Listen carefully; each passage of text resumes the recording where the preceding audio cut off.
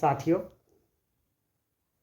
Court of contempt यानी कि न्यायालय की अवमानना को लेकर आज इलाहाबाद से लेकर माननीय सर्वोच्च न्यायालय तक कई सीनियर अधिवक्ताओं से बात हुई और जब ये बात मैंने उनके समक्ष रखी तो वो भी एक हैरत में पड़ गए कि हमारी लाइफ में अब तक के जो हाई कोर्ट से लेकर सुप्रीम कोर्ट तक लड़े गए हैं उन मामलों में भी उन्होंने ऐसा कोई मामला नहीं देखा। साथियों, अपने आप में एक ये सोचने का विषय है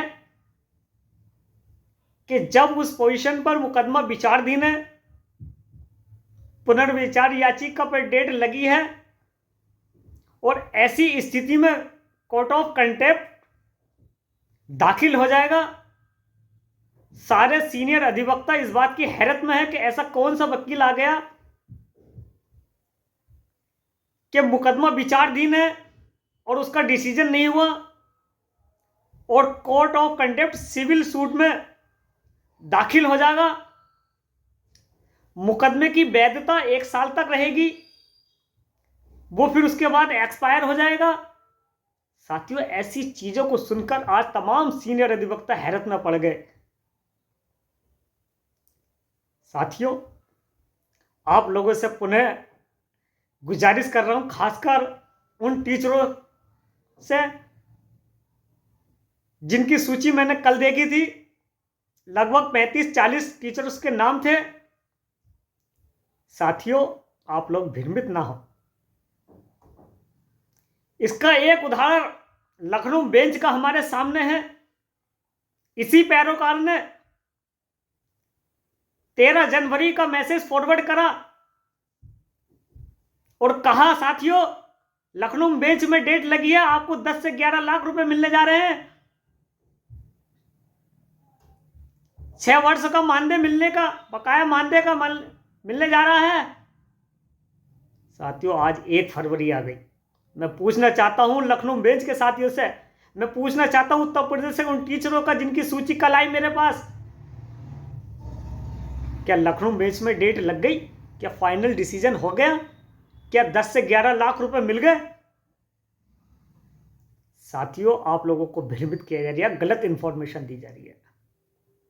कोर्ट ऑफ कंडेम्प्ट न्यायालय की अवमानना, जब मुकदमे का निस्तारण हो जाता है और कोर्ट उसको, चाहे वो राज्य सरकार हो या केंद्र सरकार को, समय देती है कि इस निश्चित समय के अंदर आप इनका भुगतान करेंगे और उस निश्चित समय के बाद अवधि तक आपको वेट करना पड़ेगा, इंतजार करना पड़ेगा।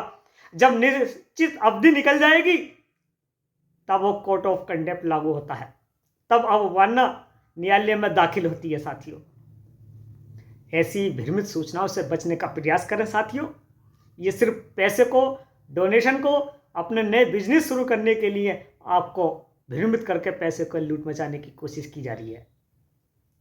साथियों, ऐसी अड़चनें सामने आ गई इस कोर्ट के चक्कर में, न्यायालय के चक्कर में।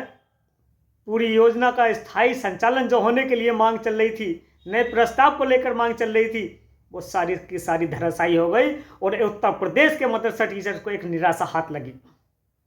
ये उम्मीद टीचर लगा रहे थे कि जब 2025 से लगेगी और फरवरी में बजट सत्र चलेगा तो उसे योजना का बजट मिल जाएगा।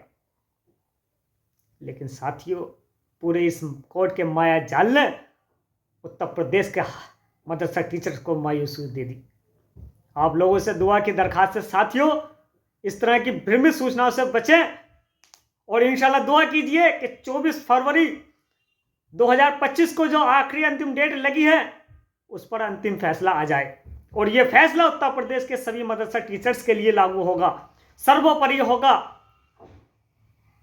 साथियों, खासकर लखनऊ बेंच वालों से, टीचर से गुजारिश कर रहा हूं, जिन्होंने अपना पैसा भरपूर दे दिया उस पैरोकार को, तत्काल वापस ले लें, क्योंकि आपके साथ बहुत बड़ा धोखा हुआ है।